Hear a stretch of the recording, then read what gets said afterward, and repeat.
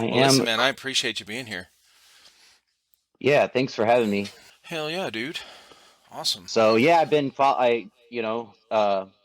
go around and every periodically I search Facebook and YouTube for as many field stores, any Discord links that are airsoft related to try to, because that's what I do. It's one of the privileges of all the members of our servers that they come in and they can, if they're California, they got a list of all the California Discords that they could locally go to, Right. um, buy, sell, and trade, all the stuff that you typically do on a Discord. Right. Yeah, exactly. Yeah, dude. So That's well, the funny thing was you and I kind of chatted a little bit through Discord. I saw you joined mhm. our Discord, and then you know messaged me through there and said you had your invited me to your Discord, which I joined. And that was like a month ago? Yeah. Little Yeah, it was a little while ago. And then what's funny is when you signed up for the podcast through the booking feature on my site, which I appreciate you doing. It makes it so much easier for you and me. And I get a notification right on my phone when somebody does, like instantly, and I can look at it, the date, time, whatever, and approve it or not. And I get to see the person's info that they put in, and that's why I have those features in there. Those info boxes in there to fill in like what your Discord is, what your Instagram is, so that I can connect the dots. Like, who is this person that's just jumped on here? Because a lot of times I get messages through Instagram, and of course if they put their real name in when they sign up on the website, but they don't put their Instagram, I'm like, I don't know, is that a different person? Like, I don't know. Mm. So I I put those really feet. recommend. I was just talking about this with another dude using a bot called Okay. Zapier, and it integrates. It uses so you can use. I use it to do to when somebody places an order on my website. It will send it to Google Sheets in a whole matter of different ways. But what it's cool about is that what the other guy's going to use it for is when he gets a new follower, it will assign a Discord role to a specific member in its Discord. So that's what that it integrates things between What? websites and the Discord server. There are some limitations. So but Yeah. if you're running a YouTube and you got a new subscriber on your YouTube channel and that Right. member was also a member of your Discord, Hmm. this program can give them a new role, which he wants to use it to. He needs that role to limit his giveaways. So he's going to do a giveaway on his Discord using Discord bot, and how you can limit that is you need to have the role set up. Right. You make a role, giveaway role, and Yep. you get that by watching his Twitch stream and following or subbing or whatever it is. I'm not familiar with Twitch, but Yeah. but yeah, if you should look into that, and That is awesome. it can What's it called help again? you. It's called Zapier, Zapier, Dude, and I love learning shit like this. Okay. it's an integration thing between Discord. It can, based on another trigger, like somebody purchasing something off the website, it Hmm. could then give that person a role in my server if I needed it to. Right.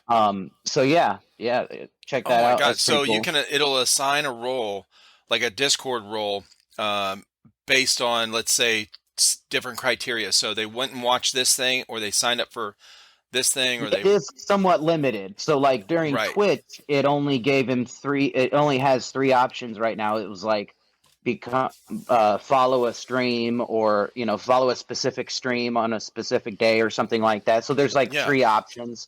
For Discord, it can assign a role, it can message a channel, it can message a person, and I believe one other thing, and Dude, that's crazy. but yeah, but based on another trigger, so it's pretty cool, and you can integrate Discord to Discord servers too, Oh, which is that's pretty awesome. cool. That's definitely Yeah, what yeah, I need then. yeah. Okay. It does give you a free trial, so it's like 30-day free trial, and then Hmm. after that it is worth, I think it's like $15 or something like that for I use Right.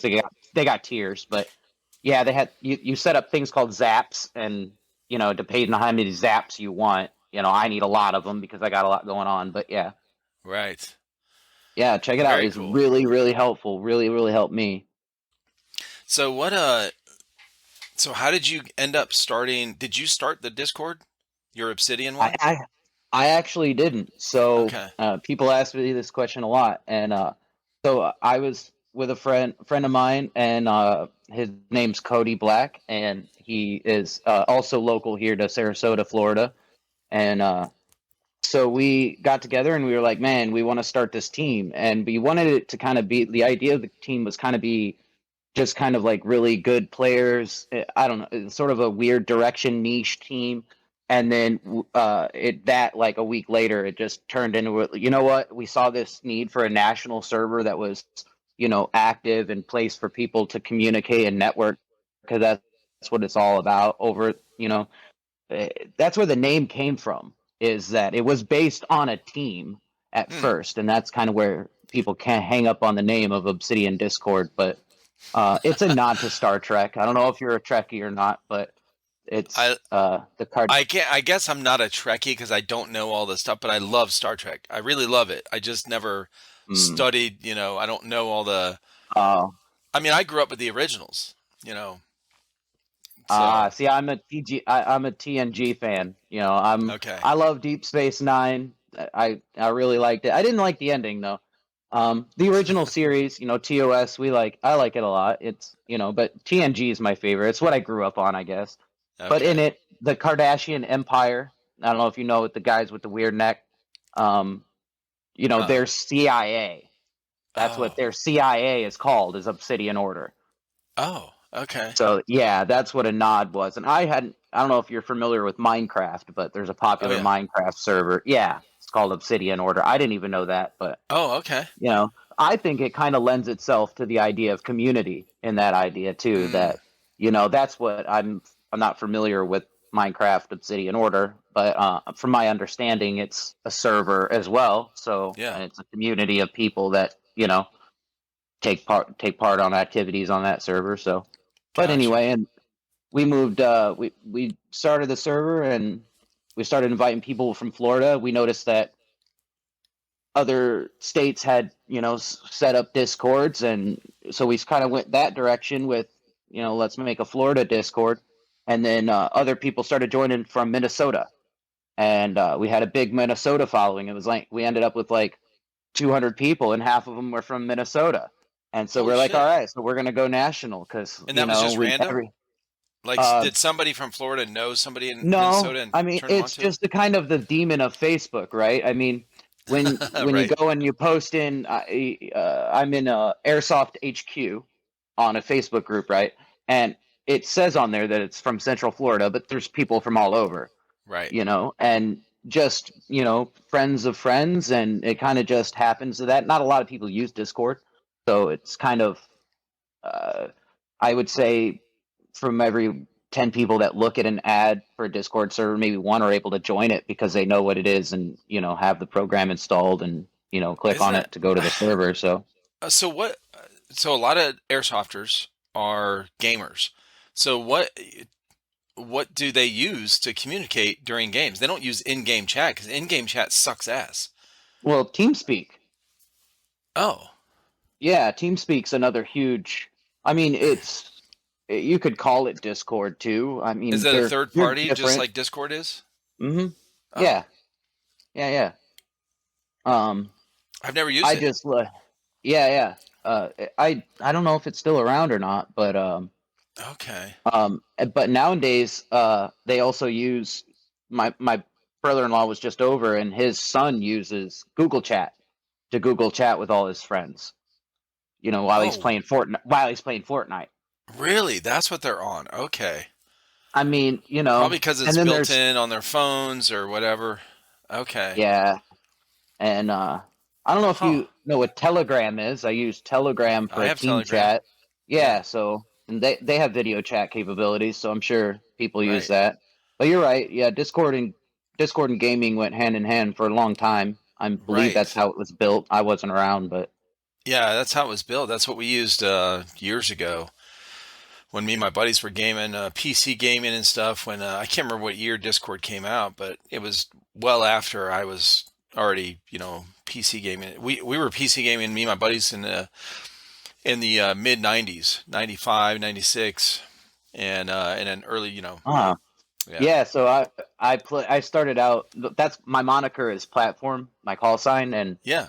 that's where I got it from. Is World of Warcraft. So I was Mm, a undead healing priest for from the beginning of Wrath of the or no, bringing up the beginning of Burning Crusades to the end of the Wrath of the Lich King. gotcha. Um, yeah, and and then I Dude, played I worked Risk. at I worked at GameStop. I ran a GameStop store here in South Carolina Oh, for 3 years.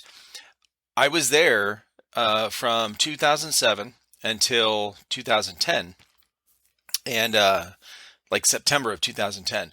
So I was there for the midnight launch. We did a huge midnight launch for Wrath of the Lich King for WoW, and the back wall, bro. I love doing those things. I mean, I would make this huge, and all the guys that worked at our store, they were, I mean, they loved being there. Obviously, it was a fun environment, and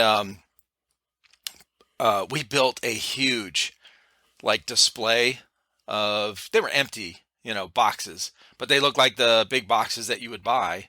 They had the game in it, and then of course all the stuff in it, and then they had extra stuff that they sent us. Blizzard sent us and Activision for all that shit to display for the midnight release, and it was so fun, bro.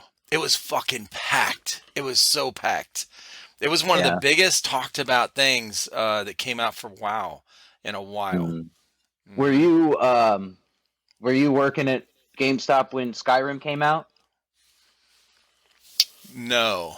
Oh man, Wait a minute. I remember that day. I waited for a good 3 hours. I don't know. I know people that waited a lot longer, but Yeah. I waited 3 hours to make sure I got my copy. I think it was Oh, like 2 days. 2 days after release, I finally got it, or maybe it was a yeah. little bit longer. But yeah, I went to the store, waited 3 hours just to get my copy of Skyrim. Let me see when it came out. I'm gonna look it up.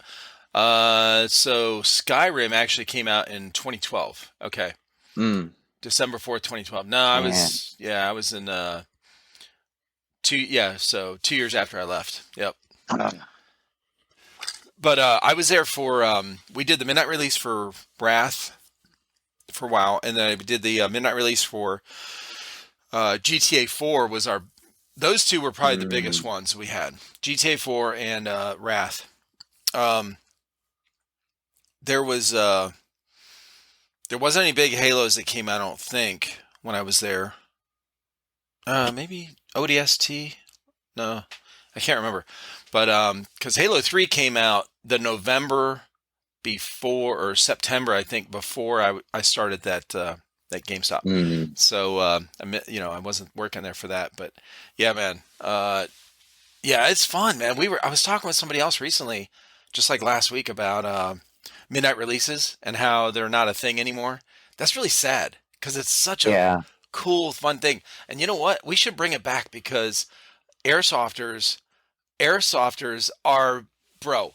When I'm talking with people, When they you start know, releasing a, I'm sorry, but when they start releasing a full game without having to wait 2 months and then buy a DLC, because bro, that's what's killed it, bro. it That's what's is, it really killed is, it. it I is. mean, there you can't go. I They got bought to hit that That's date, dude. Oh yeah, that's it's when I full of bought game. holes. It's Swiss cheese, but I don't we know if got to you heard. push it out. Yeah, like dude, like I don't know if you'd heard of Anthem. So The game, Anthem was yes, bro. I love that bro. fucking game. I I played the shit okay. out of it. So I did too, and I had very high hopes for that game. Right, Anthem killed me for gaming. Like I Really? play a little bit here and there, and I play airsoft, and that's my thing.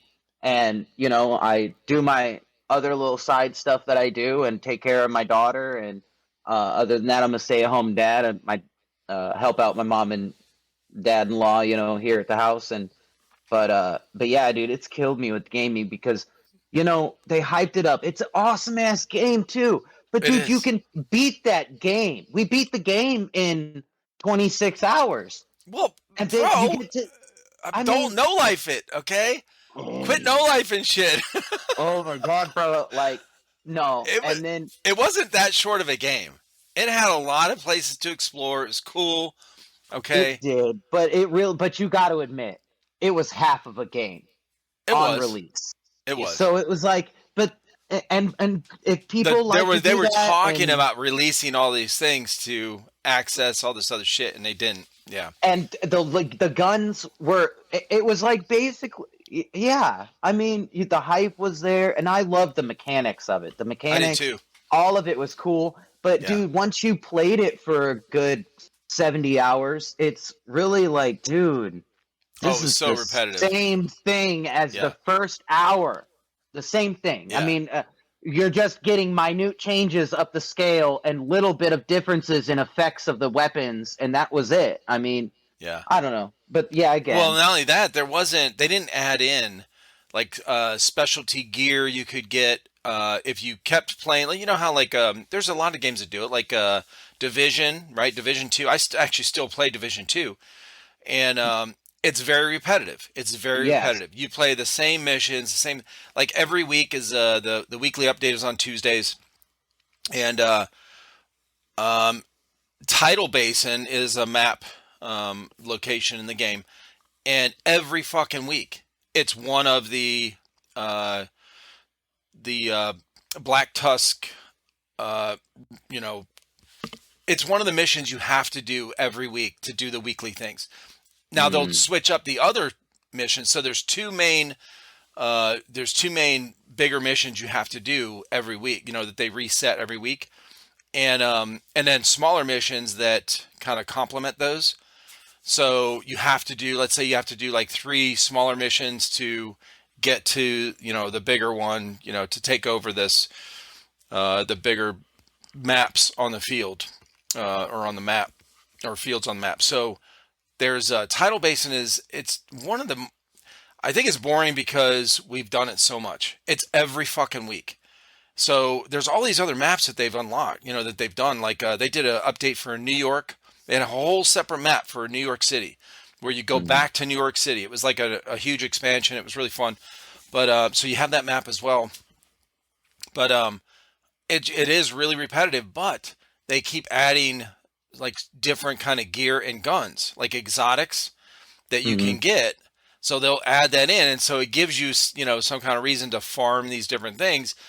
And they added in, let's just like a couple months ago, they added in uh, some features where you can make those missions harder. So let's say you max it, you put it on the hardest setting, but now all of us are been playing for a while, are we can, it's the hardest setting isn't that hard. Well, they added in these directives where you can turn on and off different things. So you turn off ammo. So you start Mm. with only pistol ammo. Then you turn off all your like your technicals, right? All your technology gear and shit. So you can't throw out a turret, you can't throw out those kind of things.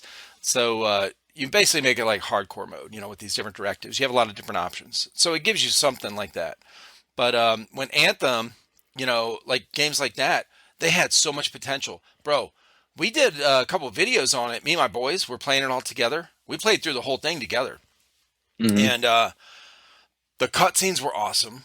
I thought, they were pretty good. Like it was, the voice acting was good, um, and the storyline was pretty good. The gameplay, the environment was beautiful, like plush and vibrant colors, greens, and then water. And you would transit, you're flying through the air, and then you could just dive into the water, and it Hmm. had realistic effects. The And mechanics were spot on too. Like you they could be really were. flying and you could launch it, and like it really gave you a good feel.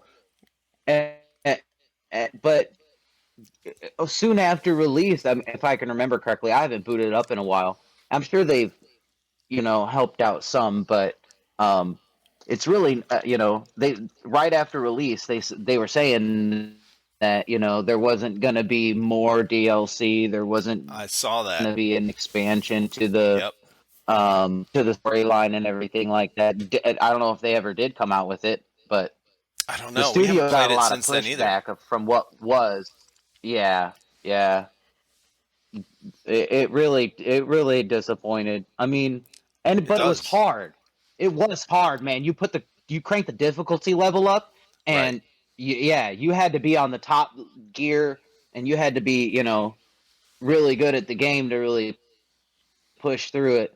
But yeah, I'm a old school StarCraft fan too. Like I played Diablo, Uh, uh, the original Warcraft, yep. a lot of the OG games. Yeah, we just might hear the baby screaming every once in a while. That's all right. You want to meet her? Sure. Oh, this is Oh my gosh. What's her name? Emma Ray Clark. Emma. Emma Ray. All right.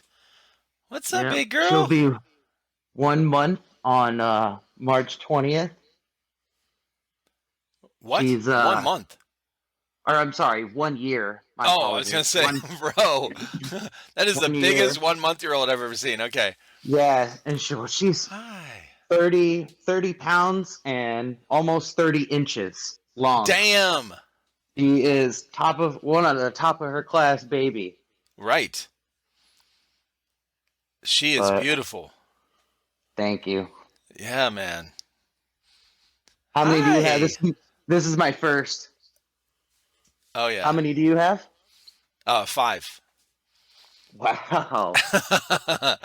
So I we come had those from little babies. Yeah, we had 5 of those little babies. And they don't stay little for long, that's for sure. Yeah, Yeah, I she's grew up in a beautiful, dude. daycare. My mom ran an in-home daycare, and I had my Oh, mom had 4 kids of her own, and gotcha. then went and took care of the legal, I think 5 per person. So she Right. ended up working from home, a stay-at-home mom, and then had this business, and then had 4 kids on top of it. My mom was, yeah, she was an OG. Bro, I miss her she a lot. had some freaking patience, okay? Yeah, yeah. I tested that patience for sure. Oh, Uh, now where are you at in the 4? You have 3 siblings, right? yeah, so I'm number 3. Okay. So I have 2 older siblings and then a younger sibling. Gotcha. Mm. Yeah. Were you the troublemaker out of the 4? Oh yeah, yeah. Well, I Oh, mean, Jesus. all 4 of us were. We weren't bad kids. It was just the '90s, man, and the '90s. Yeah. A lot The of '90s energy, were. Oh fucking yeah. Nirvana. I mean, the economy was up, Right. technology was coming out, everything Yeah. was popping. It was like, Skateboarding. it was a fun time to grow up in the '90s. It really was. Yeah. I Did you mean, grow I'm up in sure that Florida? no, Right I there? grew up in Illinois. Oh, I okay. grew up I was born in Southern Illinois and grew up in Northern Illinois near Chicago. Gotcha. In Joliet, the prison city. My dad was a welder, and then yeah, my mom was a at home daycare. Yeah. But Welding, man. Bro. That is, I just bought a welder, a really cheap one, to teach my boys how to weld because it's one of the things I wanted to teach them before they got to be adults or as they were coming up, and I never got to. mm, I never bought a welder. I never, it's just one of those things kind of I forgot about over the years. But I taught myself when I didn't teach myself. I had somebody teach me at a one of the factories I worked at, and then I went. He showed me the basics, and then I went and practiced every night. Worked 6 days a week most weeks, and when at this factory I was working at, so I worked a lot of overtime. So I was there almost every day. So I would go into the maintenance shop when I didn't have something going on with the machines I was running, and I would just practice and practice. So I started out on MIG welding, really simple, just you know make sure you know the 2 dials, right? The feed rate and the amps, and based on what kind of thickness of metal you're running, And then I went to one of the guys taught me how to stick weld. And that was I never perfected it. I never perfected it. It was one of those where before or when by the time I stopped being able to go in and do that and learn that, I was still getting the stick stuck on the Mm, fucking metal. So, hmm. I never got that balance of, the of how to get it to where I could weld smoothly without sticking that stick. But yeah, That's why I can't wait to get my daughter. One of the main reasons why I want to move back to Illinois is we had shop. I learned how to MIG and stick weld in high school. dude, that's We awesome.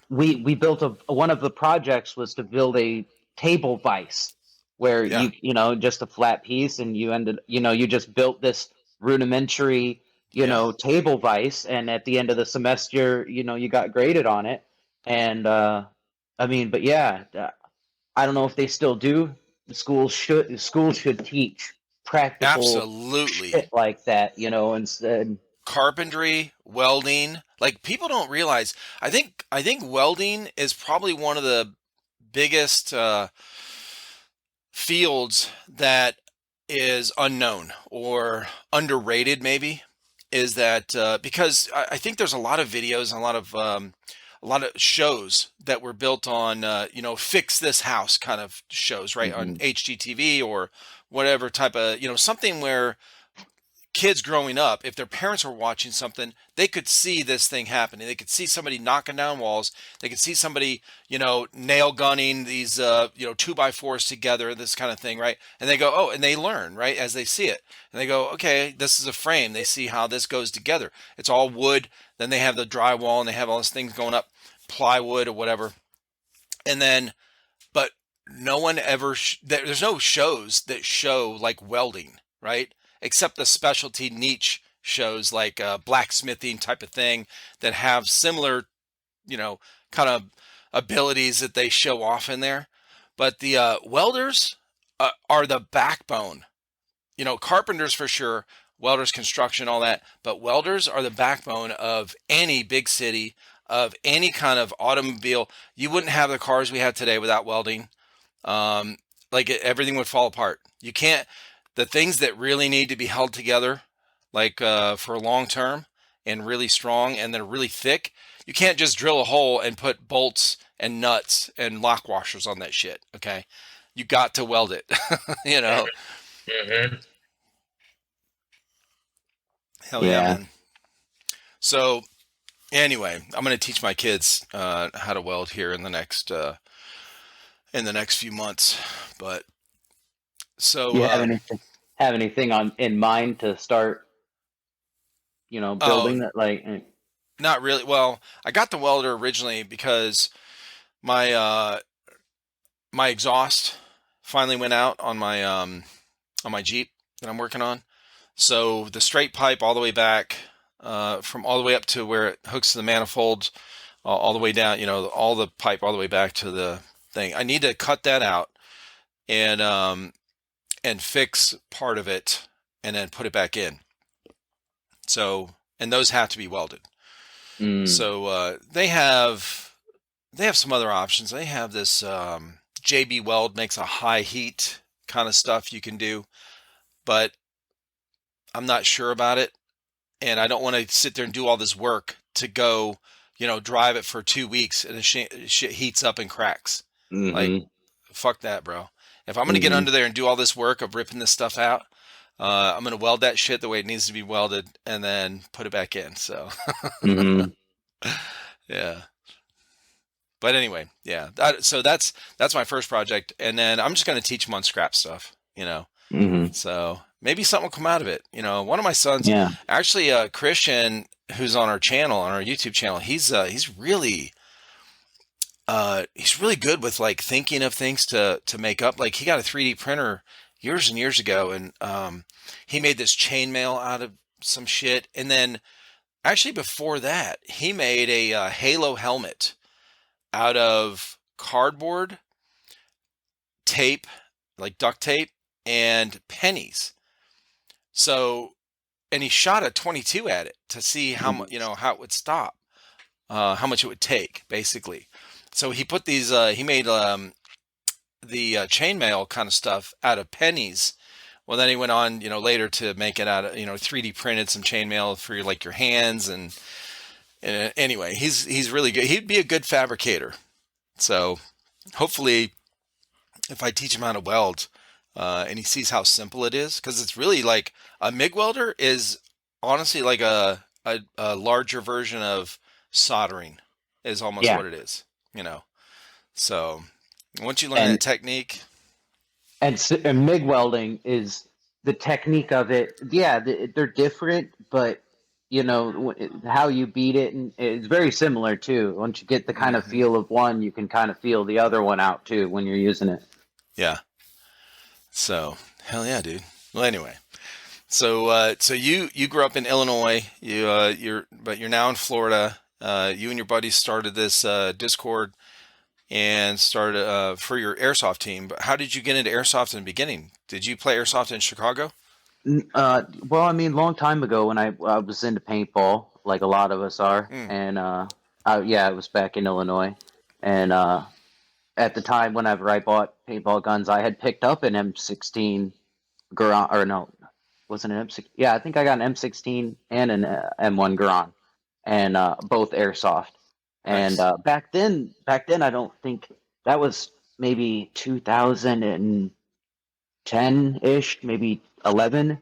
So they were a little bit different. They weren't as solid on their, Mm, hop ups and everything like that. I didn't. Maybe they were. I just didn't know enough about them. yeah. But I tried paintball. Um, I had a pretty good Titman 98 custom. That was my first one I picked up. Yeah. Ran that for a while, but Dude, yeah, I those didn't. were yeah. I had a tip in '98 when I played paintball. Those are great.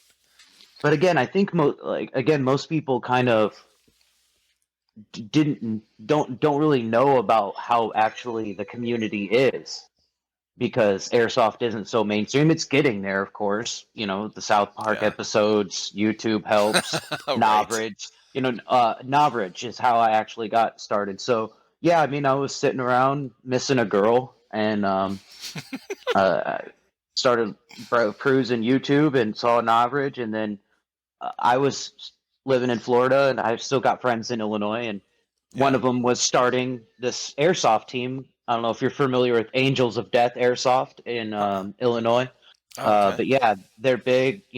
Great team of guys that dedicated to supporting the community. They go out, they do charity events. They do events themselves, and just a Oh, that's great cool. bunch of guys. They have a YouTube channel. Check them out, Angels of Death Airsoft on YouTube. Yeah. And so yeah, he had just started, and I was like, man, that was what I wanted. I thought I wanted like a lot of people. I saw Knowledge, and I'm like, that's what I wanted to do because I Right. was I was in Battlefield. I was a sniper, and I'm like, yeah, Uh, this is what I want to do, man. So I get out there, and um, I didn't even last a couple of days, and I had my first M4, and I was like, I got the running gun, you know, feel to it. And going out there, just nothing beats going out there and running towards the enemy and getting up to them. I love the CQB. I run an MP5. oh shit. I just recently got rid of all my M4, so I've got two MP5s. I've got a tri-shot shotty, and I got my handgun, Damn. and that's what I use, man. And Right. I've been running MP5 now for solid for at least I want to say 4 years. Okay. I just got a new one, but yeah, I use a MP5 swordfish with a swordfish attachment to it, Bro, and that's awesome. yeah, Yeah. it's and yeah, I've been Those running that swordfish for quite a while. attachments are cool as shit, man. Well, my favorite thing about them is that when I've got the weapon to my shoulder, Yeah. I can see exactly and I'm looking down the sights. I can see exactly where the front of my gun is. So I'm not overextending it Right. over windowsills or Yep. around corners. You can see, just having it shouldered, you Yep. can see exactly where that front end is. Right, And because it the helps whole me getting thing goes close. to the end of the barrel, like It that that just goes that straight down. whole. Yes. So we Hmm. got we got a P90 with a swordfish, on it Hmm. in one of the mystery boxes. That was a big giveaway thing we did for, we gave it away.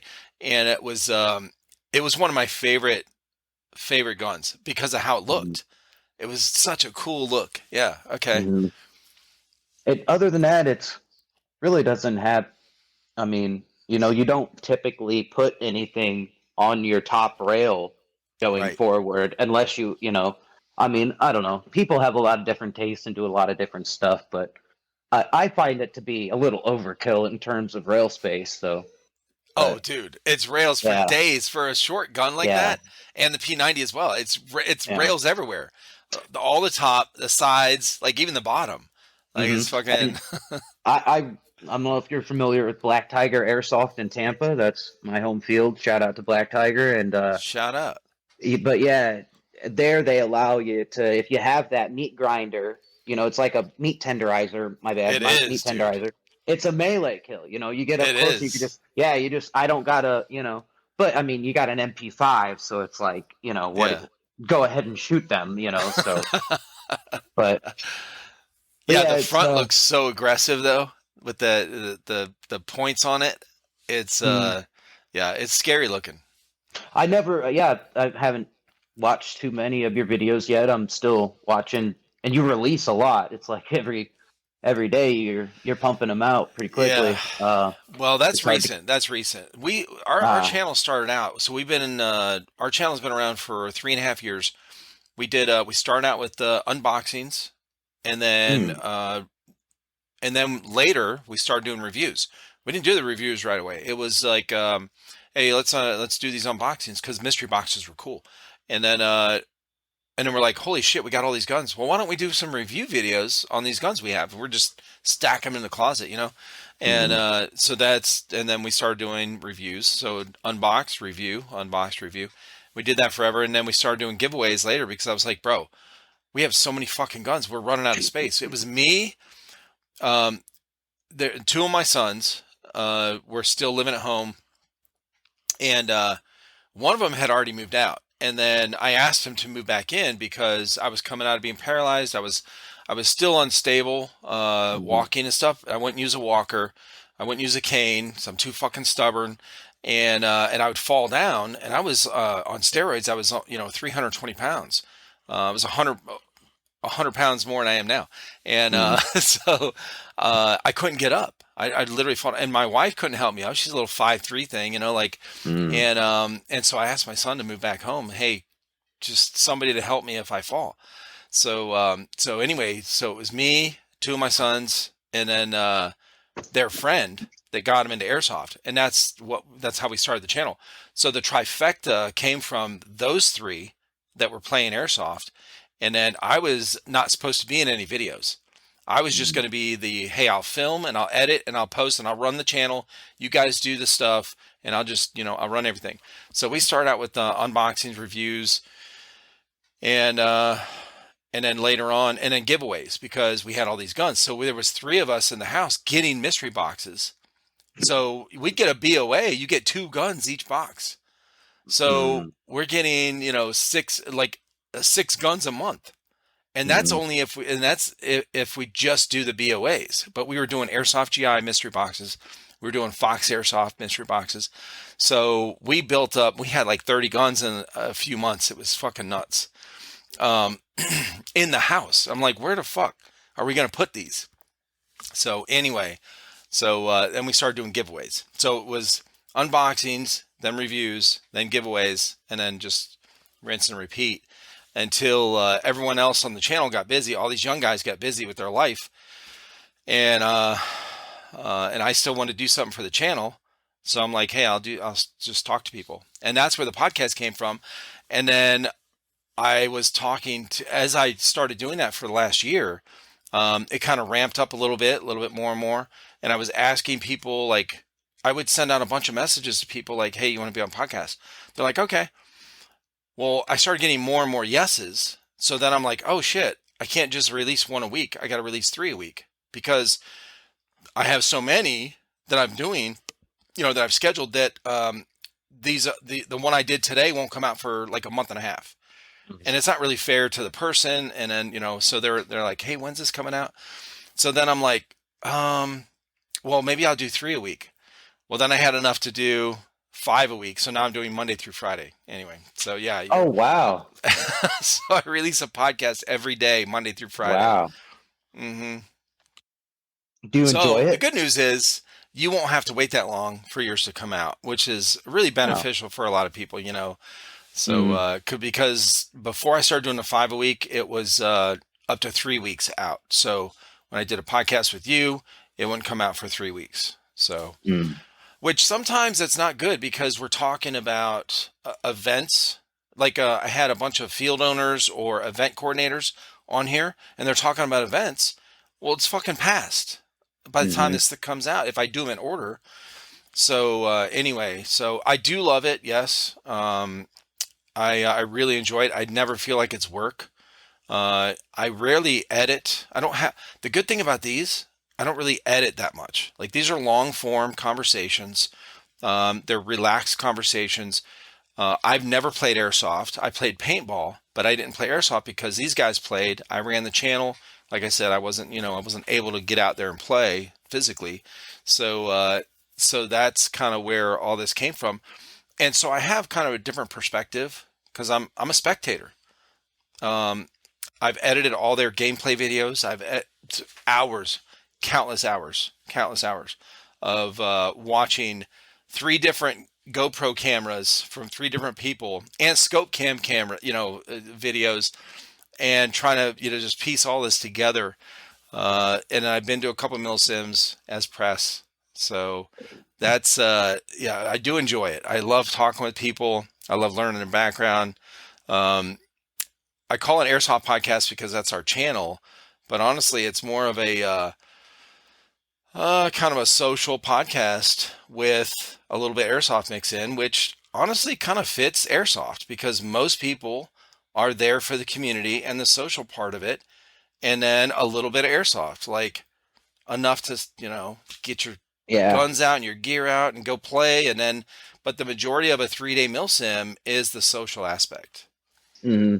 Yeah. And I think it's really refreshing because I mean, I think that YouTube is fundamentally a part of airsoft because how it brings people in. I mean, it is probably the number one thing that brings people in my opinion. I don't know. Yep. I haven't done any surveys, but from my experience so far in my networking, Sure. but I think that it casts an unreal or an unreal sort of view on what a day in airsoft kind of like Yeah. because you see all the kills but you don't see the fact that he's got to walk to the starting point far away, and it's a lot at different fields and different dynamics, and it's just you don't can't really fit that, and I get that you can't kind of fit that into a video format that's easy, and hmm engaging for an audience.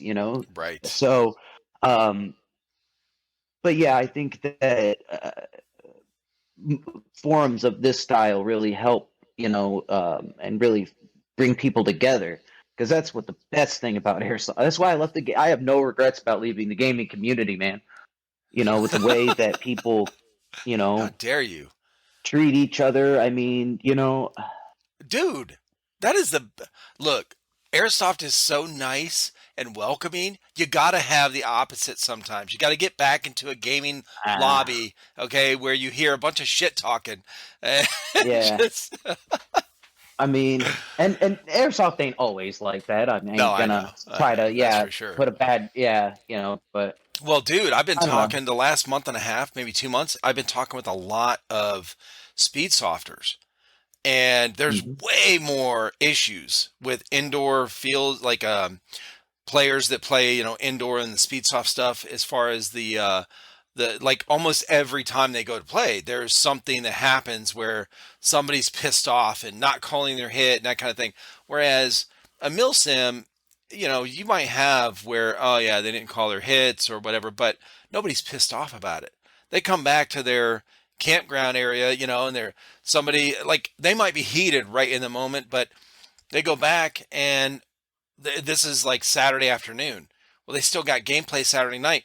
They're going back for lunch, man. They got one of their boys back here at the RV or the tents with a full, grill and grilling bratwurst and fucking, all kind of shit and beers and smoking and, that kind of thing. So they're like, you forget about those kind of things really quickly. Whereas the speed sauce stuff, man, they're in there and some of these guys get really fucking, they're competitive and then they get pissed off because somebody's not calling their hits, and then you got 14-year-olds on there that are just don't know what's going on and they don't call their hits, and then they think that they're hitting somebody and they're getting pissed. So it's a lot more of that kind of behavior, with more often, I think, Hmm. than if you go to Well, Milsims.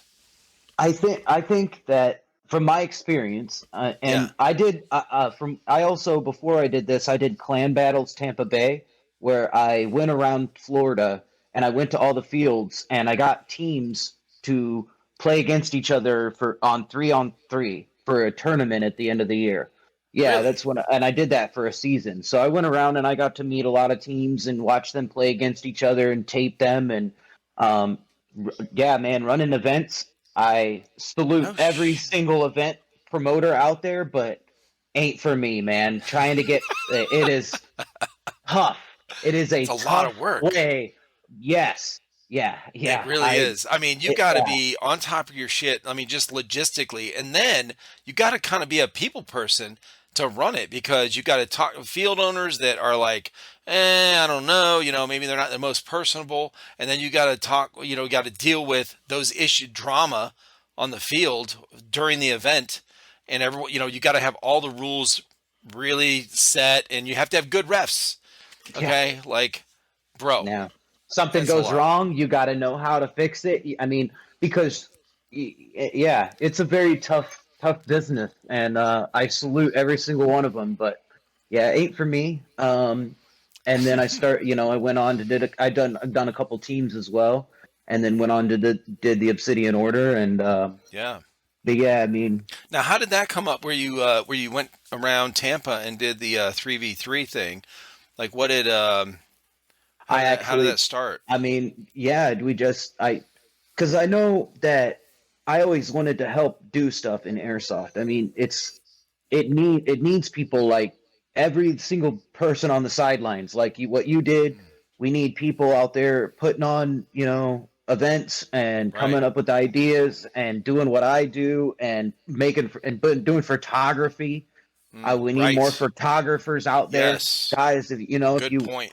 you want something else to do on the field, think about that, man. Everybody loves, give it a shot, So go out there, try to do new stuff, try to make new stuff. Just that's how we're gonna build this, Yeah, this sport up. So that's yeah, I true. mean, I just saw that and I thought, hey, um, I like to because the whole theory was we'd also do other events too. Because we went on and we did like a Halloween event, and we did like another separate tournament and other things. So and that was the idea was that but it's a lot. It's a lot. Hmm. From having to manage stuff, Yeah. manage people, manage marketing, and all just it's a big operation. So, but yeah, if you and again, don't ever just get discouraged. If move on to the next thing, we always need other people doing other stuff too, Yeah. because Yeah. That's a fun thing. Well, Were you doing a lot of indoor play before you started those? Like, is that something you liked, or were you doing um, mostly like we didn't outdoor? we didn't have. I mean, at when I first started, I live in the Tampa Bay area, but I live on the west side of Tampa, Hmm. and so for the longest time, the only two indoor places were in Jacksonville, which is really far north, or Ah, Miami, which is really far south. We just gotcha. recently got a indoor field in Tampa. So, but I have a big outdoor field that's an hour away, and then right next to it, I got a big, well, not a big, but a pretty decent size indoor field right, an hour away. So I'm actually pretty lucky now. I got, Yeah. the So best you're talking about CIA Tampa? competitive indoor airsoft in Tampa. Uh-huh. Yep. Yeah, dude. Yeah. Yeah, They, the last two podcasts that came out. No, not the last two. The one today that came out this morning, that was Speedsoft Luke. He played. That's mm, his home field, CIA Tampa. And then sometime in the beginning of the week, another guy that's on the same team, Obey Airsoft. They play at CIA Tampa, and mm. that's how I found out about the field. I had never heard of it before that. Yeah, Yeah, it's a great field. I went there like a month or two after when it first opened, and it was needed some work, and I just been back there recently last in December, okay, and you can see it on videos up on YouTube right now. Great place, a lot of yeah, different dynamics for what they area they have working. They have a lot of things working, and I really enjoy it. But yeah, but to go back on it a little bit, from my experience, so from watching it, the majority of conflict comes from when you have a mix of, see, like you were saying at a milsim, you have conflict, but it sort of knows how to resolve it and the ways and dynamics of play, between people. And I think you kind of see that when you watch Speedsoft tournaments and Speedsoft players play yeah, against other Speedsoft players. right, So, but then when you mix it, you have, a game where you've got Speedsofters, Milsim, you've got regular players, you've got, right, different advancements and levels. That's kind of yeah, where you get the conflict comes because of the way, hmm they mix well. And I think that most people, again, don't quite know how to take one on the chin because you don't always win every fight. you know, yeah. sometimes you win and you make the right decisions, but sometimes you run straight face first into a flying hail of BBs. It just Right. Yeah, you know what? Yeah, that's a good point. I think the indoor, from what I'm hearing, and I'm just kind of picturing this in my head. Now, I have been to an indoor field. I filmed with these guys playing. It was pretty small, and I walked around with a riot shield and just filmed behind the the shield. But it was, I feel like, because you're literally like sometimes 2 feet from the enemy when you're shooting around corners and stuff, you're so close that when those conflicts happen or confrontations happen, that it's like, oh, you're right in your each other's faces. It's like you're right there, and it's typically one on one, right? mhm. Whereas at a milsim, or I think the term milsim is really broadly used. So when I say milsim, I'm talking about the ones I'm used to from my boys playing are the 2.5 day or 3 day, the whole weekend milsim, right? The full on, like, real kind of military experience where you have gear requirements, you have uniform requirements, you're out there from day to night to day to day to night, whatever, and for 2.5 days. So that's the kind of milsim I'm talking about, where you have to camp on the field. You don't have to, but if you want to be on the field, you got to camp on the field, just outside the AO, but you're there, and so those kind of milsims, there's 600, 700 people. All right, so there's 300 people, 400 people on each team, and you don't have these. You're not going to engage the enemy like at 20 feet or 10 feet, right? The majority of your engagements are going to be 50 to 100 feet or more. And you're not going to do it by yourself. You always have a team with you, and they always have a team, and there's grenades going off everywhere. So if you're pissed that they're not calling her hit, you're definitely not going to get up and run towards them and try to engage them in combat, like fist to fist. You know what I mean? Because they're not calling their hit. You're gonna, and if you are that mad that you're gonna try to do that, you're gonna lose that adrenaline really quickly when you get pelted by their whole team as Yeah. you're trying to move towards them. So that deters it. So because you don't have this, 2 feet away, really spur of the moment kind of adrenaline rush of things that happen, and you know that you hit this guy and they're not calling it and they're yelling at you, and you get right up close to each other. I think that's where the difference is, the biggest difference that I've noticed with, indoor play as opposed to the bigger mill sims. You don't have those kind of a close engagements, but they're still cheating on either way, either end of them. Mill sims, they have people that don't call their hits. Sure, they have people that cheat with the because mill sims, you don't have to like run back to spawn every time you get hit. You're wounded, and so your buddy comes over and revives you. He's got to count to whatever it is, 10, Hmm. 30. He's got to tap you so many times or whatever. They might tap you 5 times. You're like, all right, come on. That's cheating. And then people don't call their hits. Same thing, but you don't have that close engagement to get pissed off about it. Like it seems like anyway. If people relied more on the way they played, I think that I call it Ramboism. There's a Yeah. bunch of different words for it, but you know, I mean, yeah, of course, I want to go out there and I want to have a good time and I want to shoot people with plastic pellets as much as I can. But sometimes, the people that are, you know, being the support person, being the medic, being the Yeah. those are the, like, you need those people. And yeah, Are there people. are there I was talking with somebody and they said they think that there's more of that kind of toxic kind of, fighting and aggressiveness and that kind of thing at mill sims than at indoor like speed soft kind of play. And I was like, well, are you talking about like the big mill sims? And that's why I said I think the word is used, that term is used broadly because I think what they were talking about was one day, like an open play, but they call it a mill sim, Hmm. right? Because we're going to have, they want everyone to dress up in, instead of Speedy Boy gear, your military gear, you know? So I Yeah, think I don't but know. I mean, I have yet to see a Milsim event of any kind ever being held at an indoor field. Um, you Right. know, so, but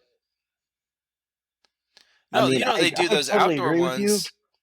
People They do don't know those the outdoor distinction. ones where it's just the one day, like some fields have the indoor, and then they'll have an outdoor field that's not that big, but it's still Hmm. outdoor. And I think a lot of people, they go to these, they'll have some of these fields will have a quote unquote milsim event, but it's really just a Saturday open play. And Well, we have a Altar training center down in Imaloki, Florida. I don't know if it's still called that. I think they renamed it something else.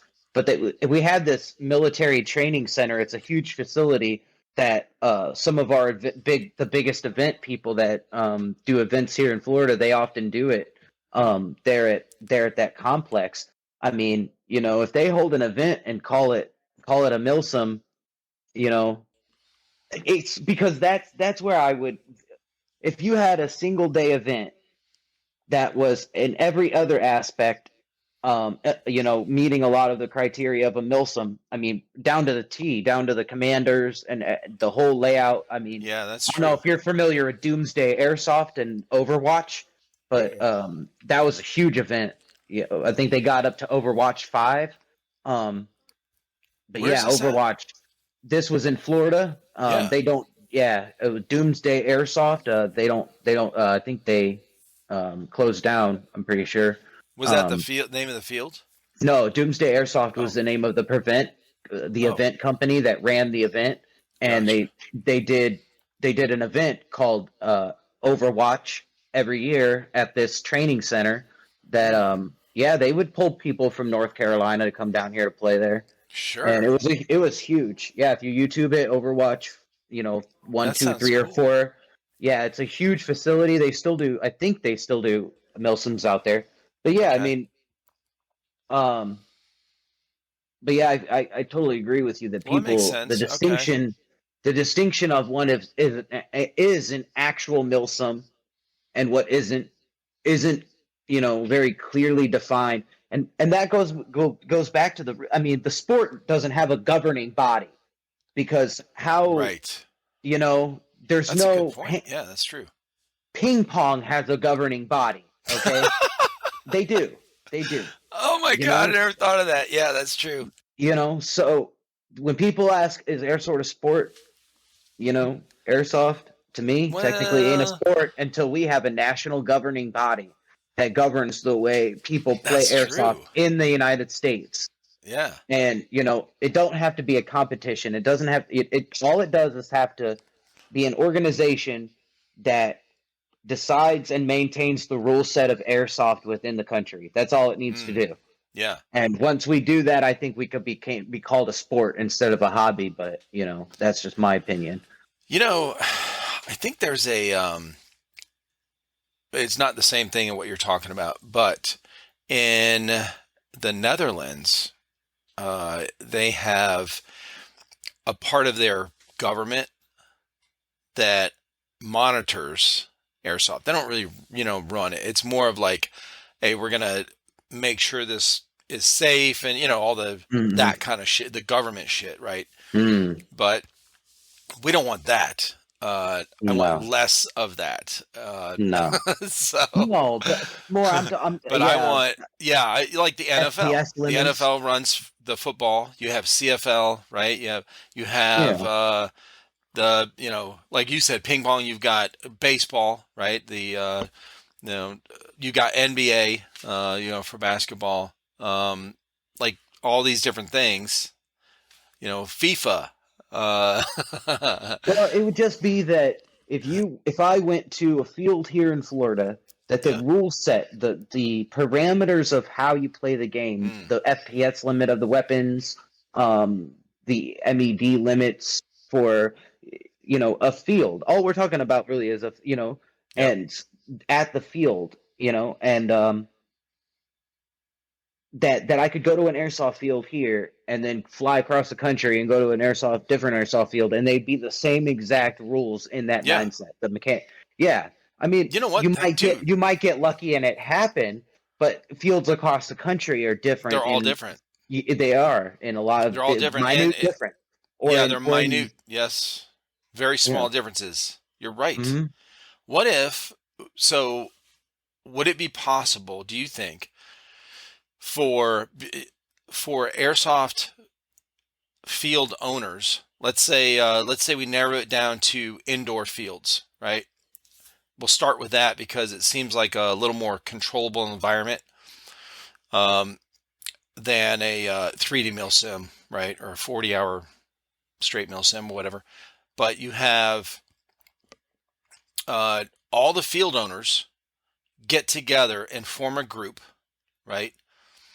And they decide, hey, we are the committee now. Kind of like we have the NCAA football committee that votes on the, rankings and shit. Okay, they get together and it's all these diverse people or whatever. So you have all these field owners that are experienced with running a field. Most of them have played airsoft. They know all the shit, and they've experienced all the issues on the field. So they have their rule set based on, that maybe has changed over the, few years because this problem came up and that problem came up, whatever. And so they kind of get together and say, yeah, let's come up with some standardized rules for all of our fields across the board. And it's not something that they have to enforce on someone else, on someone else's field. It's just, hey, let's start this trend that, hey, this field, we'll agree that these standards are good for all indoor fields across the country, wherever we're at. So let's start a trend that, hey, MED is the same. No bang bang rule because everyone hates that fucking shit. Okay, um, from what I've learned, everyone hates that shit. All the basic rules are the same. So the joule limit, the MEDs, or whatever, all that kind of stuff. Let's Yeah, you could standardize even this whole have thing. brackets or different varying of because like you would want to have some leeway for places maybe that are coded differently. Maybe they can't even use smokes or and Right. or Right. Pyro's different. Yeah.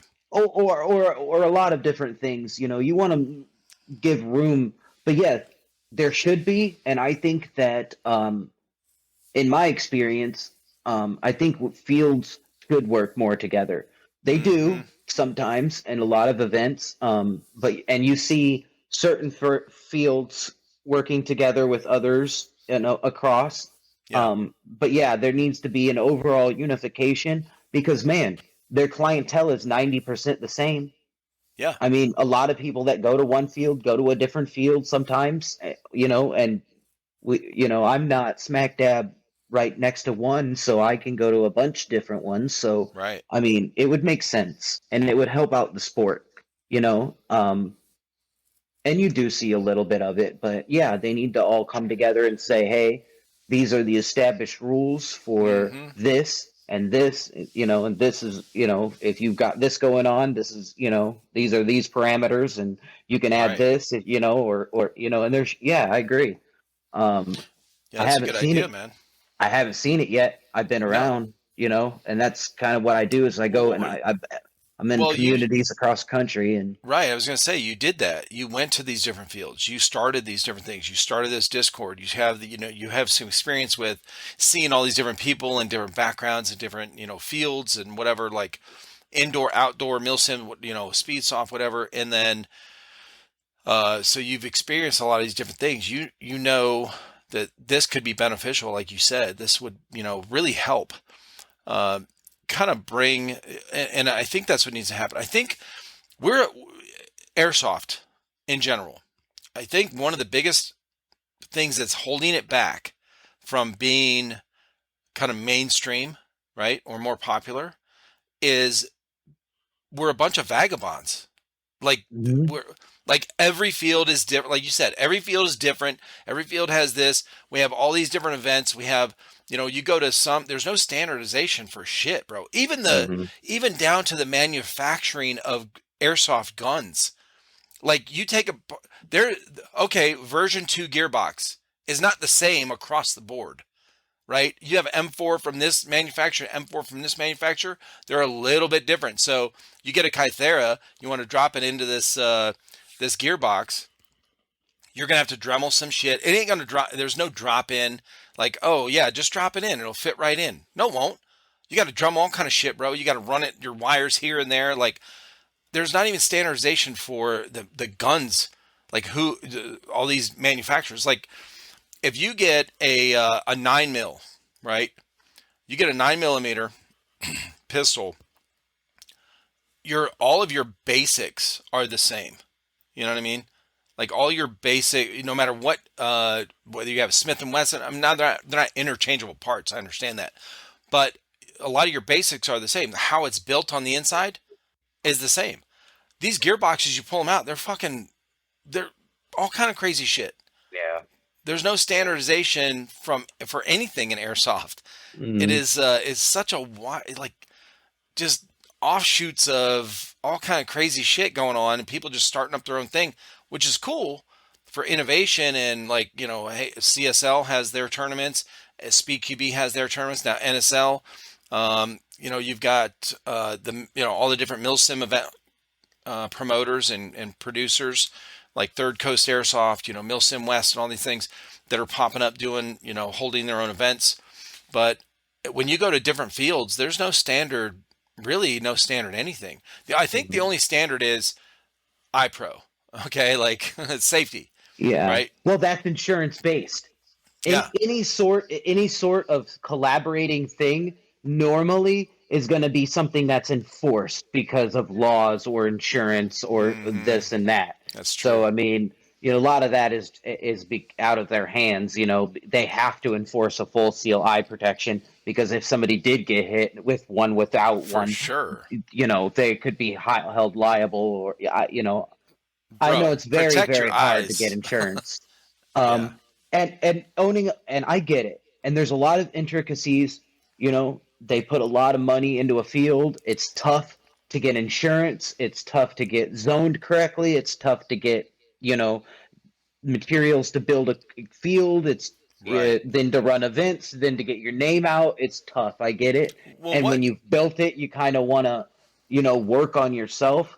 But I think that a group of us, if we got together, and that was the mission of saying, Yeah. hey, we want to become the trusted organization that people call that the airsoft community event people come to and say, hey, I'm on Yeah. board, and we're willing to, work with that organization. It's just, again, not going to be something that's a lot of money in it.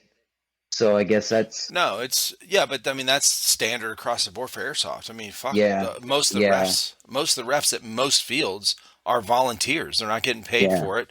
They're working for free, which I People understand say, people love the sport, but bro, you can only work for free for so long. yeah. You know what I I mean? mean, Like that's how do you train a ref? there you go. I mean, I that's, yeah. I just asked this to the podcast that came out this morning, Speed Soft Luke. He is.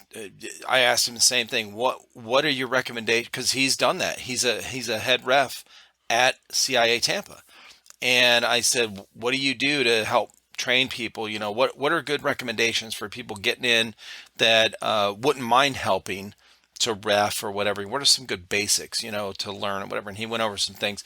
So, being Oh, at I'll have these to different watch it. fields and what's that? I said, oh, I'll have to watch that then. Yeah, yeah, he's I'm very knowledgeable, interested man. too. Yeah, he talks a lot about the kind of his personal team, like him and Anthony's personal team, Obey Airsoft, and how they came up and how their goals of getting into the NSL tournaments and stuff. But Hmm.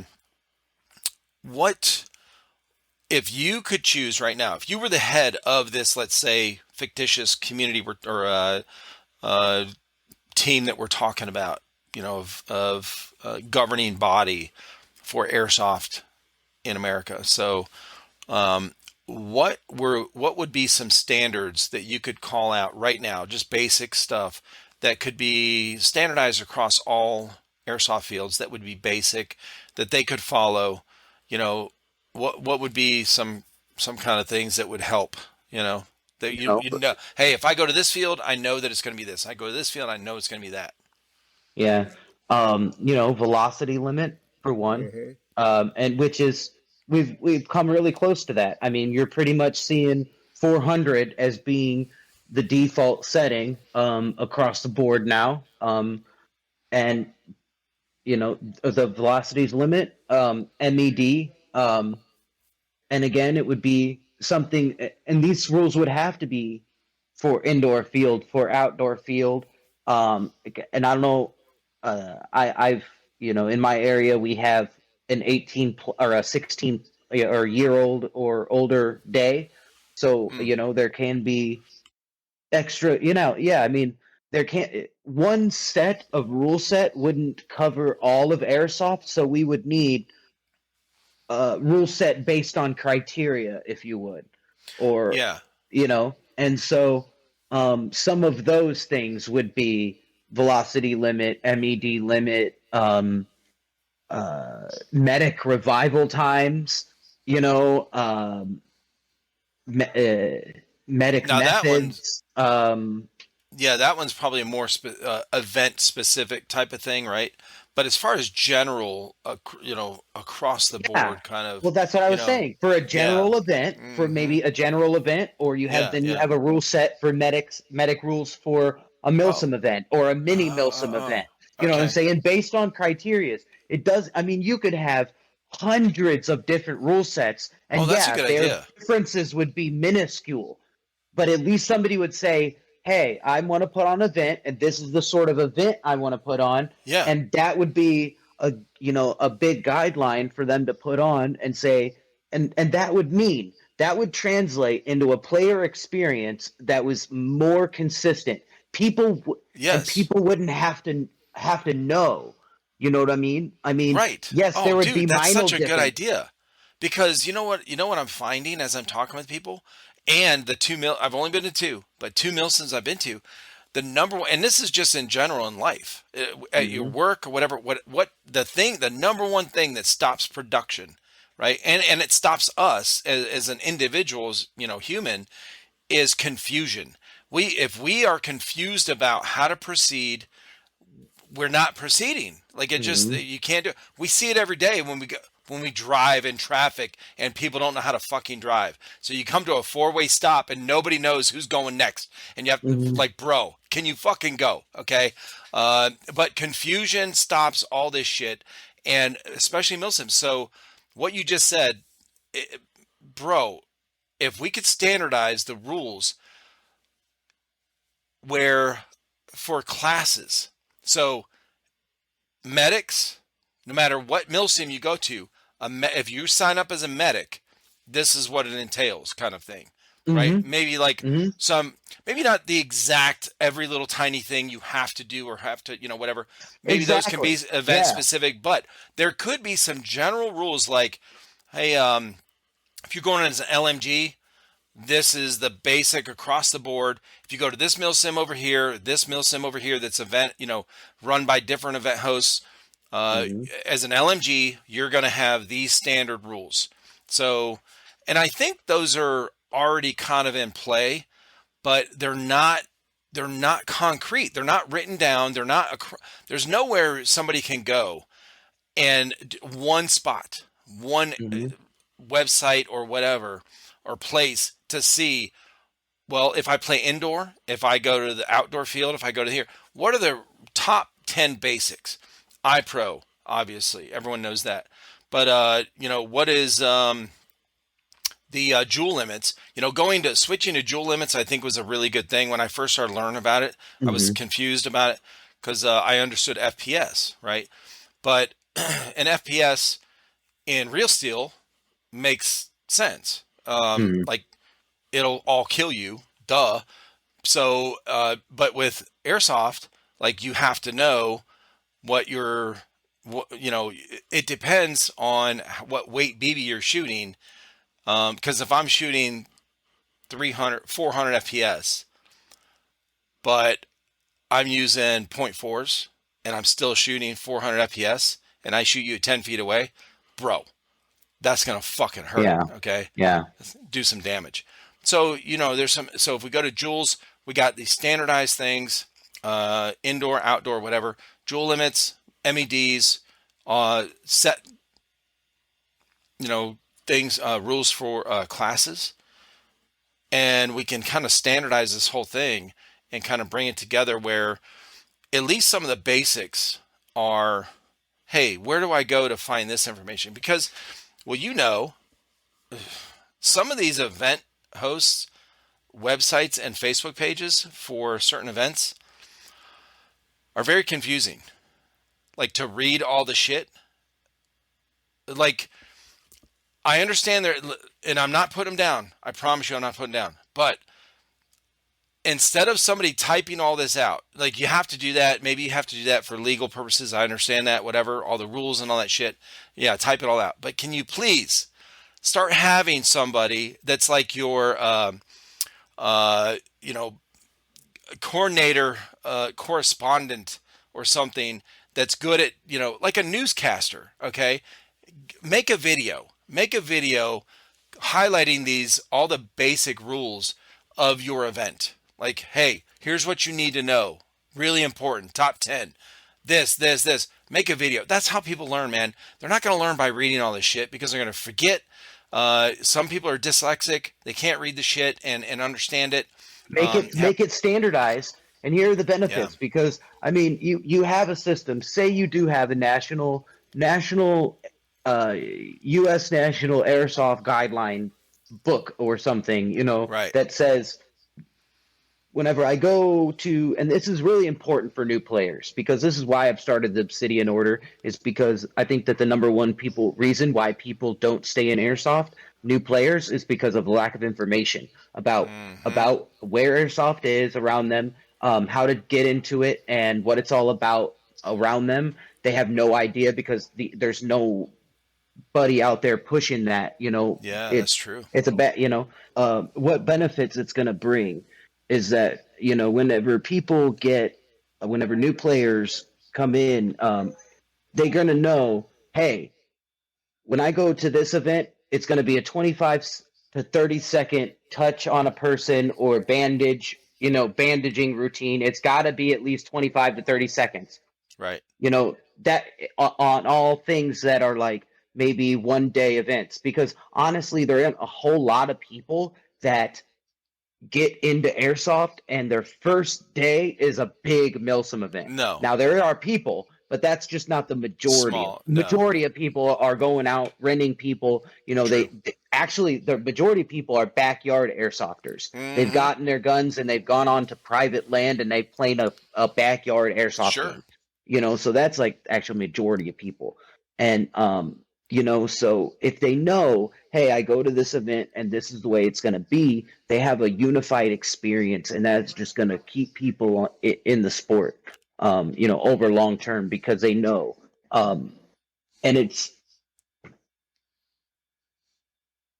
going to make, and I get it, because it's really tough to say, hey, we want all of this to be this way and all of this to be that way. But at the end of the day, if there isn't, and I make an event that I have all these rule sets, and then Yeah. 2 weeks later I have another event, and I've got to remember all of this stuff, and it's got to be Dude. consistent, because, Exactly. and then because if it's not, you don't have that sort of, if there's a national thing, if it's well established that these are the rules of, then people don't have a lot of disagreements on the field. Hey, that was this, Right. that and this. They Yep. know the rules because it's been established, and it's a national thing. So it's like, you don't have to micromanage, but I think that it goes a long way with player experience. That's where Yeah, I I was wonder going with if it. absolutely, dude, because so I wonder if there oh, I know there's a way. I know there's a way to get like the airsoft Bible rule set, whatever you want to call it, um, across the board, across the world, standardized, right? So jewel limits, you got MEDs, you got uh, indoor play, outdoor play, those whatever kind of basics would kind of fall under those categories. So I was talking to somebody, and actually a couple people. This was months and months ago. I was talking to people in the UK. There was a huge event inside a abandoned shopping mall, which a lot of people like, right? Like when they hear that, or abandoned hospital, those kind of things, like these buildings. They're like, oh yeah, man, that'd be cool shit, right? So they go there. The AO, the mall itself, was cool as hell. Like, what a cool setup to go play.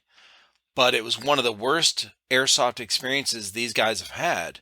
And these guys have played a lot of airsoft, okay? Very experienced.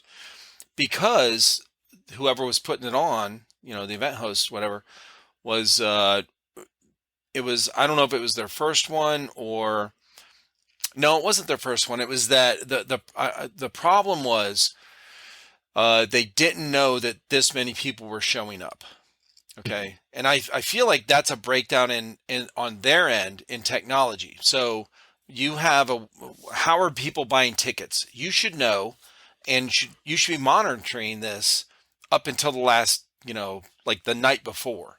And I understand, a lot of, I've heard this before, where a lot of people that host events, they don't know, like, okay, there's 300 people signed up 2 weeks ago, as of 2 weeks ago.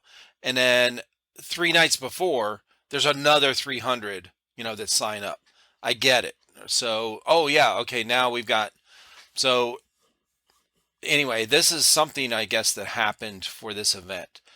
But really cool AO, really cool scenario as far as what they had set up. But because there was too many people. There wasn't enough refs. There wasn't enough people, and it's not just the refs to make sure people weren't cheating. It was to explain what was going on and where to go and where the objectives. Again, we're talking about confusion stops, production. Like you don't know where to go. Okay, I see this guy over here running. Okay, I can shoot him. Yeah, but there's 40 of us standing right here on my team. We all shoot him. and we all shoot that, whatever. Like, now what? Like, this is Yeah. boring. Okay, so Yeah. I'll tell you for that from running events because I have. yeah, That is a big problem. I mean, how do you best get that information to the person?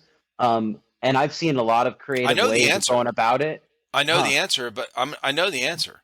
But I'm going to tell Huh. you what, event coordinators aren't going to like the answer. Okay, um, because they want to make the most money. I understand. I understand. I'm not putting it More down. rest. I Yeah. promise you, I'm not putting it down. Uh, the answer is have a cutoff date, like a week, whatever your time limit is for the size of your team that can run the event. Okay, Hmm. that can prepare. So if you say we need, if we had 600 people sign up for the event, I need X amount of people to run this event, and I can only pull those people. I can't pull them 2 days before. So I thought I only needed six, and now I need 12. Uh, I can't call these other six guys in to help 2 days before the event because they have other commitments, whatever. The answer is cut your ticket sales off a week to 2 weeks before the event, or whatever that time limit is for your group to handle whatever influx of players are signing up. Uh, they'll lose sales. I get it. They'll lose sales the first time because people procrastinate and they'll forget about it. But the next year, the word's going to spread, and you put enough information out there and release enough videos.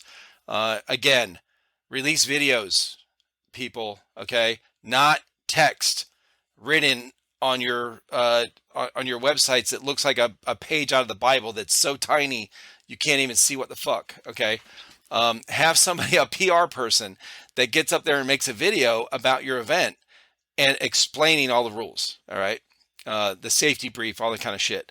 I saw the safety brief. Gabriel from MK Airsoft.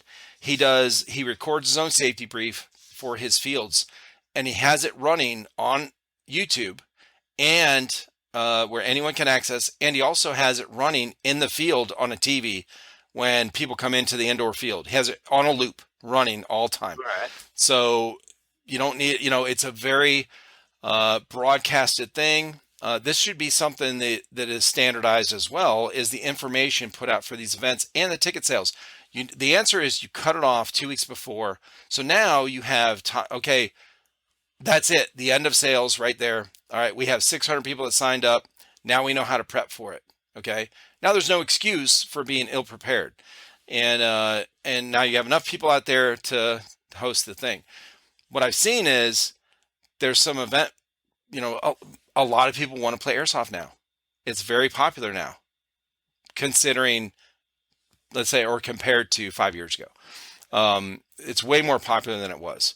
So now there's all these people that find it online and they go, where can we go to play? Oh, there's an event at a mall, and then their friends are talking about it, and then 400 people show up, but the event host thought there was only going to be like 100, and they were like, "Holy fucking shit! Now what I do?" You know? Well, I mean, a good.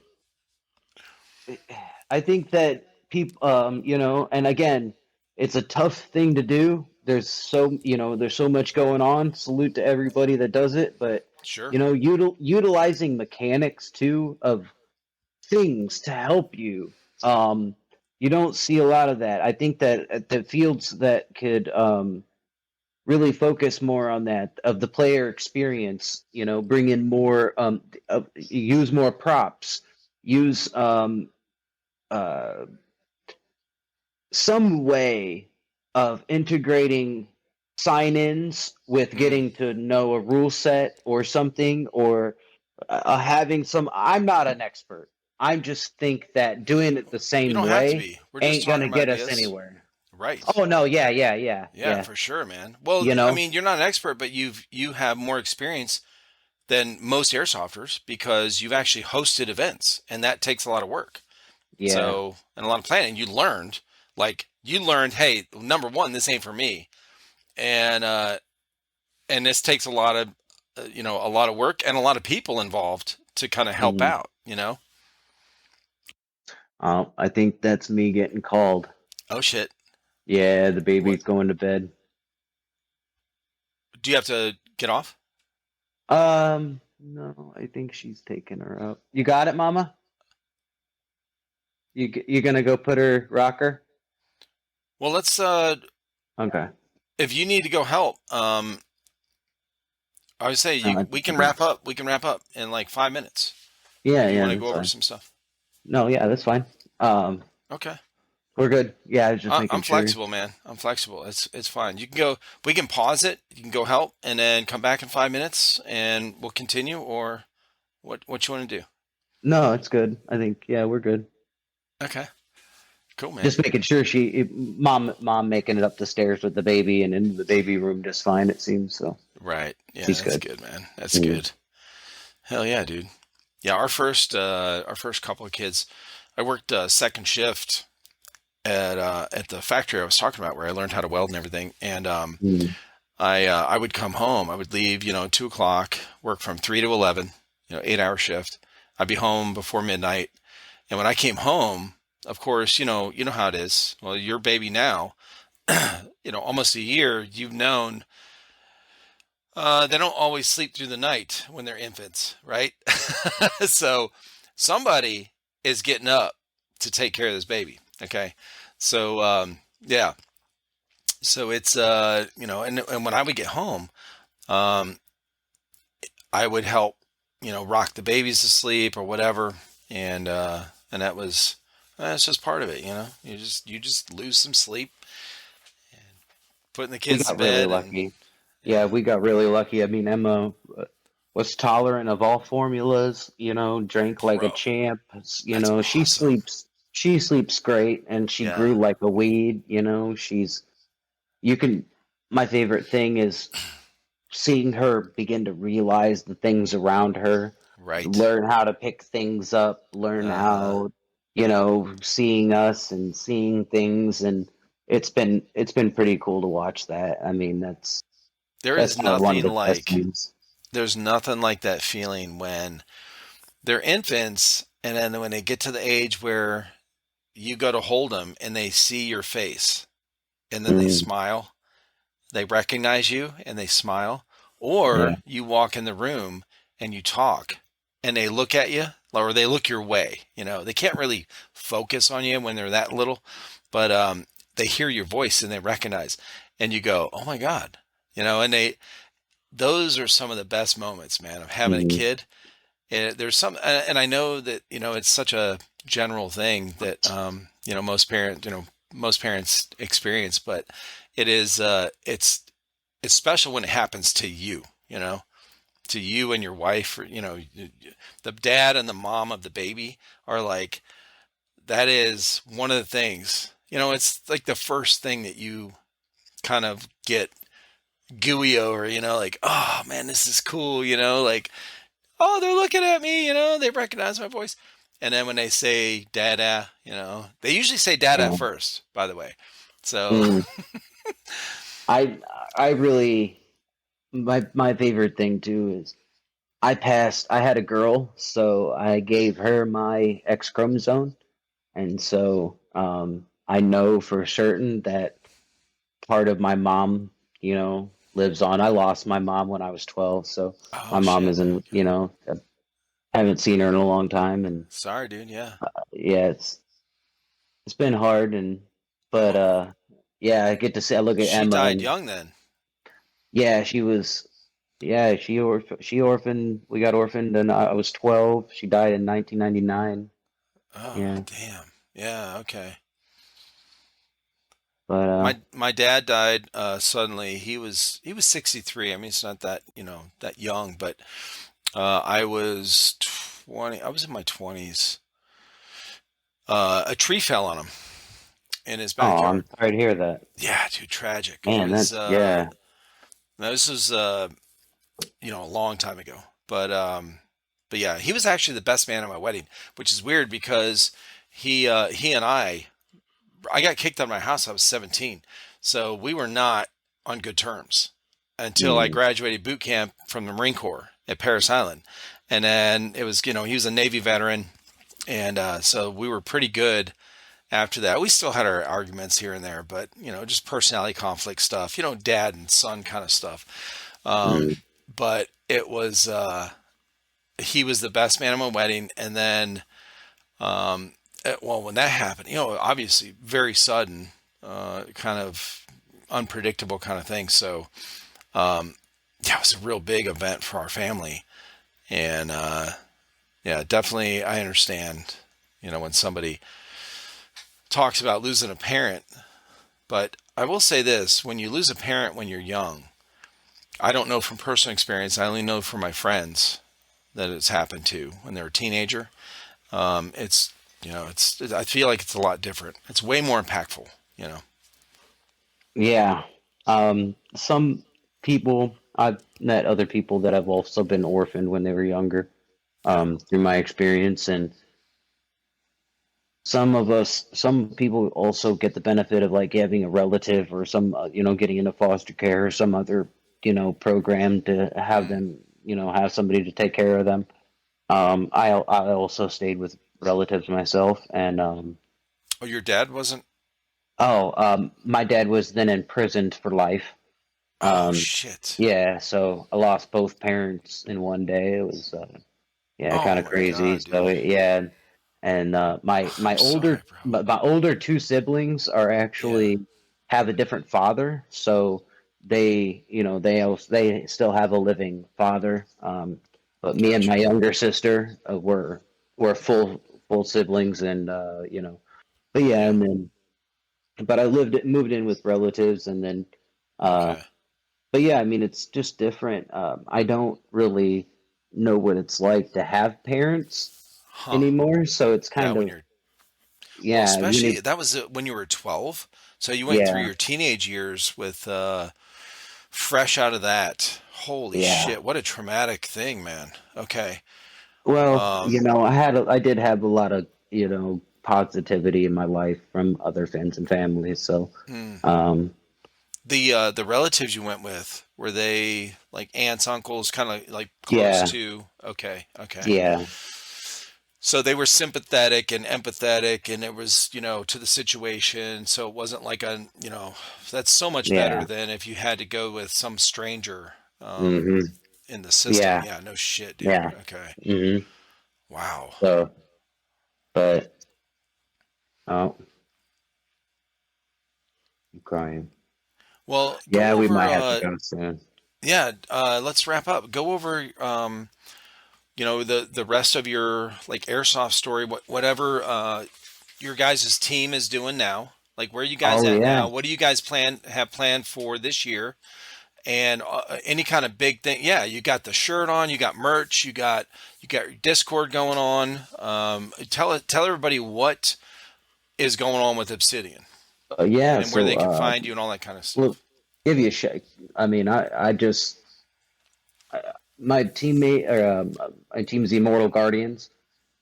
Shout out to the Immortal Guardians here in Tampa, Florida. We do a lot of events, photography. All of us are really big into the sport. And then I run the Discord, and but I run their casual branch. I'm not big into milsims at all. I really Yeah, hate wearing a helmet, man.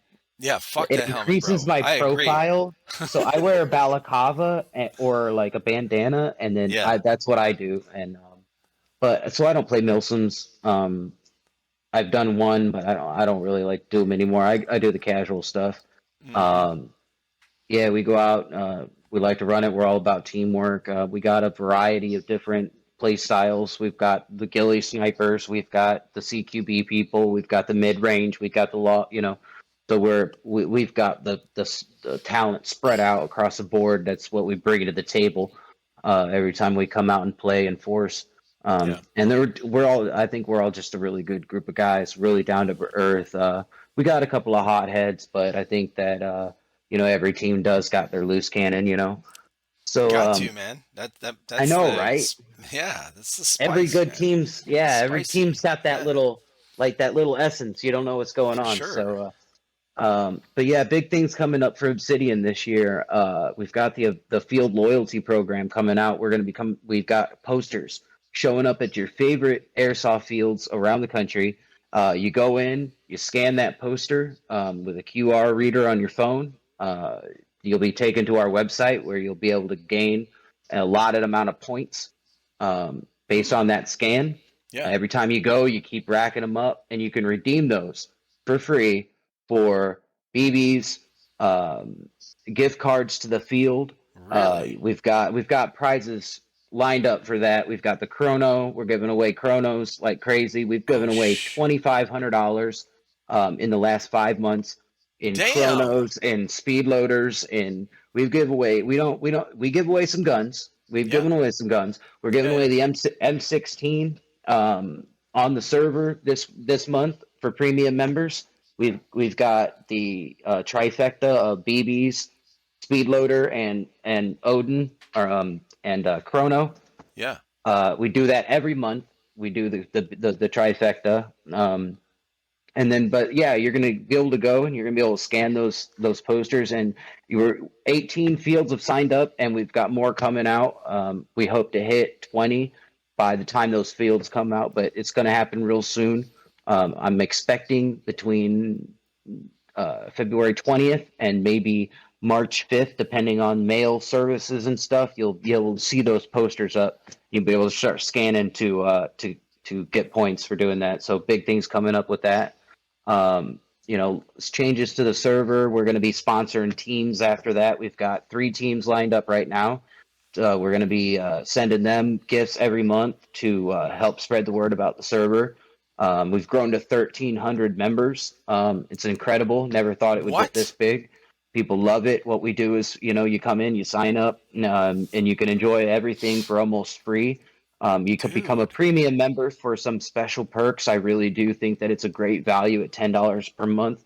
Yeah. But it really helps out the community build up. But we also fund it because all the teams that come in, you can set up patches, you can set up shirts, you can set up flags on our website, and you can get Mm, those ready for your team to go out and play and become more of a feel whatever you want. We can customize it however you want. Dog yeah. tags.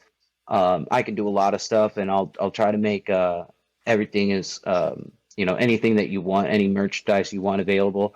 All comes with that 100% 30-day money back guarantee. That Right. if you don't like it, you get it, and the quality is not as this where I'm wearing. I've washed this hundreds of times already, Yeah. and she's still looking vibrant. My colors are still popping. Dude, that's Yeah, awesome. I don't. The Obsidian Order doesn't mess with the only quality merchandise over there. So Right.